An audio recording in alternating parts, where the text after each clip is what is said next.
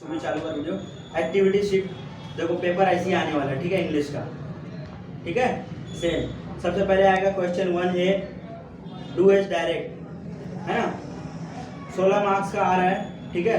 Section 1 language study, section 1 क्या है, language study, समझ में आया, 16 मार्क्स। फोकस कर भाई,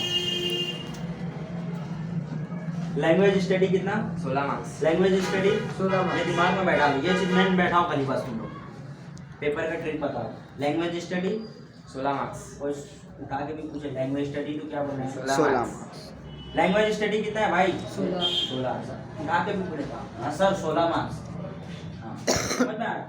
अब देखो 16 मार्क्स क्या क्या आता है ना। तो पहला जो आएगा question 1 number 1A, do as direct, do as direct, समझ में आते हैं कि नहीं, हाँ डायरेक्ट। कितने मार्क्स बराह आएगा, रास्त। 2। फिर 2 मार्क्स का क्या आएगा, कॉपी द फॉलोइंग सेंटेंस, कितना इजी आप पूछ रहे हैं आप लोग, फिर भी नहीं कर पा रहे। तीसरा क्या आएगा, put the following words the alphabetic order, ये भी बहुत आसान है, 2 मार्क्स के लिए। फिर क्या, 2 मार्क्स के लिए पंक्चुएट द फॉलोइंग, ये भी आसान है, समझ में आ रहा है। तो 2 मार्क्स के लिए क्या क्या छोटी छोटी पूछे। एक बात याद रखना मेरी, हमेशा सवाल में ही जवाब छुपा रहता है, ध्यान दो। पेपर जितने भी एसएससी के हम लोग बनाते हैं, ये जो एसएससी के जो भी पेपर आते हैं, एसएससी के जो भी पेपर आता है ऊपर से, उस सवाल के अंदर ही जवाब रहता है, याद रखना। वो तुमको ढूंढने आना चाहिए, ये तुम्हारी काबिलियत और एबिलिटी का पता करती है। और तुमको अगर ढूंढने आ गया तो तुम बन जाते हो टॉपर। क्या बन जाते हो, एज अ टॉपर। जिसको ढूंढने आता है वही टॉपर बनता है, जिसको ढूंढने नहीं आता है वो टॉपर नहीं बनता है। तुम लोग को मालूम है सन 2016 में मेरी 10वीं एसएससी चल रही थी, मेरे वालिद साहब की तबीयत ख़राब थी, मैं दुकान पे ध्यान दे रहा था, पढ़ाई के लिए मेरे पास टाइम नहीं थे। मेरे वालिद साहब हॉस्पिटल में एडमिट थे, लेकिन मैंने एसएससी का एग्ज़ाम दिया, सिर्फ एग्ज़ाम दे के आ रहा था, फिर दुकान पे खड़े हो जाता। अब बताओ, मैं पढ़ाई भी नहीं कर लेगी, पूरे स्कूल में टॉप किया।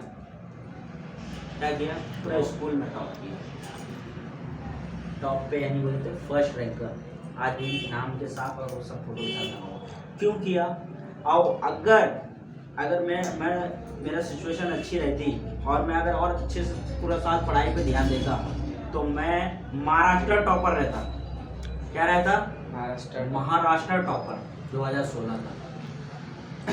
तुम्हारी तैयारी होनी चाहिए यार लेवल पे, उस लेवल पे कि तुम खुद को सोचने का, यार मेरे को टॉपर रहना है, ऐसा टॉपर बनना है कि हमारा भी पोस्टर लग गया यार, भिवंडी टॉपर बनना है, थाना टॉपर बनना है, महाराष्ट्र टॉपर। सबसे पहला बॉल तो रखने का कि Maharashtra topper, I am Maharashtra topper. तो जो टॉपर की जो है एबिलिटी हमारे अंदर तो रहना चाहिए ना यार। एक टॉपर किस तरह से सोचता है, एक बात याद रखना, 2 चीज़ बहुत इंपॉर्टेंटली उसको स्टार बना के लिखो, तुम्हारी थिंकिंग और तुम्हारी राइटिंग।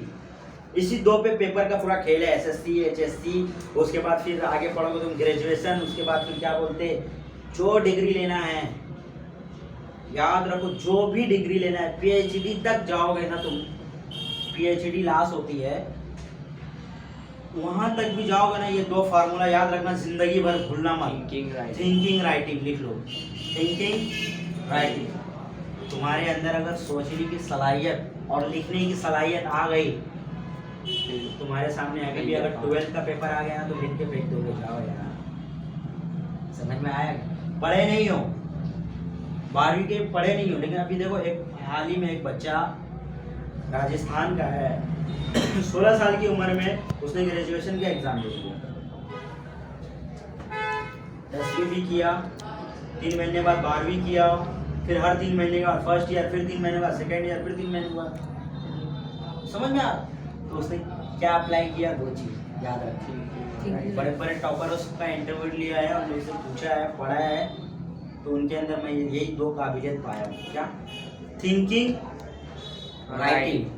तुम्हारे को लिखना आना चाहिए यार। तुम 3 घंटा लिख सकते हो क्या, आप अगर 3 घंटा लिख सकते हो, अगर आप 3 घंटा लिख सकते हो, यस डू इट, आप फाइट कर सकते हो, समझ में आ रहा है। अगर आप 3 घंटा लिख लिए तो यार पेपर 80 मार्क्स का एकदम पॉसिबल, एकदम आसान है। और याद रखना, कभी भी पासिंग के चक्कर में मत रहना कि 35 मार्क्स पासिंग है, ये हो गया बस नहीं। पूरा 80 मार्क्स पूरा अपने को जाना है, पूरा 80 मार्क्स पूरा लिख के आना है। समझ, सबसे पहले टाइम मैनेजमेंट बनाने का, एक पेंसिल निकालने का। जैसे क्वेश्चन पेपर आया आपके पास, क्वेश्चन पेपर आया मेरे हाथ में, समझ लो मैं पेपर लिख रहा हूँ, ठीक है। समझ लो मैं स्टूडेंट हूँ, तुम लोग के जैसा हूँ। मैं 10वीं का एग्ज़ाम दे रहा हूँ, किसका? 10वीं का पेपर दे रहा हूँ इंग्लिश का, ठीक है। अब मैं छोटा सा एक्टिविटी करता हूँ, एग्ज़ाम मैं बता रहा हूँ तुमको। मैं आया ऐसे कर, ये बैठा मेरे पास आ गया क्वेश्चन पेपर, ठीक है। सबसे पहले हम लोग आंसर शीट आई मेरे पास, आंसर शीट आई मेरे पास, लिख ली फटाक से। क्या किया, उसका पॉपअप तैयार किया मैं, ठीक है। ये मेरे पास समझ लो आंसर शीट आ गई। आंसर शीट, मार्जिन पूरा हाशिया वगैरह शीट ले। एक बार याद रखो यार, इसको ऐसा सजाओ सेक्सी, जैसे 16 साल की लड़की, खुला तुम लोग समझा रहा हूँ, ऐसा देखने में टॉप अप लगती है ना। देख के यानी लालच लगे ना, किसकी भी नहीं। एक स्मार्ट लड़की को देख, जो नेचुरल, कौन क्या बोलेगा तुम, ये नेचुरल प्रॉब्लम है। एक स्मार्ट लड़का को हर कोई लड़की चाहती है, एक स्मार्ट लड़की को स्मार्ट पेपर। तुम्हारा पेपर कैसा होना चाहिए? स्मार्ट होना चाहिए, देखने में लगना चाहिए यार। देखो क्या होता है ना, एग्जामिनर के पास जब पेपर आता है ना, एक एग्जामिनर से इंटरव्यू लिया था तो बोला सर आप पेपर कैसे चेक करते हो? बोला सर पेपर आप कैसे चेक करते हो? तो बोले सर पेपर कैसा रहता है ना, कि उसी ने मेरे को बोला कि ये वर्ड उसी ने बोला था। बोले सर आप लड़की में इंटरेस्ट रखते हो? बोला क्यों, इंसान नहीं हो क्या? बोले हाँ। तो बोले आपको कौन सी लड़कियाँ पसंद करते हैं, मोटी या किसी का थोड़ा बदन ज़्यादा है, ये वो? हमारा एकदम सुडन सॉलिड, मतलब जिसका फिगर ठीक है, बस मतलब फिगर पे ध्यान देते हैं हम लोग। क्या फिगर? तुम लोग का आंग लैंग्वेज में बोल रही है, अपलोड नहीं करूँगा। फिगर पे तो तुम लोग को ध्यान देना, वो फिगर ध्यान में मत लाना ना, तो पूरा मामला हो जाए। ये फिगर, इसका फिगर दिख रहा है, दिख रहा है ये फिगर, इसका फिगर ठीक करना है, इसके फिगर पे चलना अपने को। यहाँ का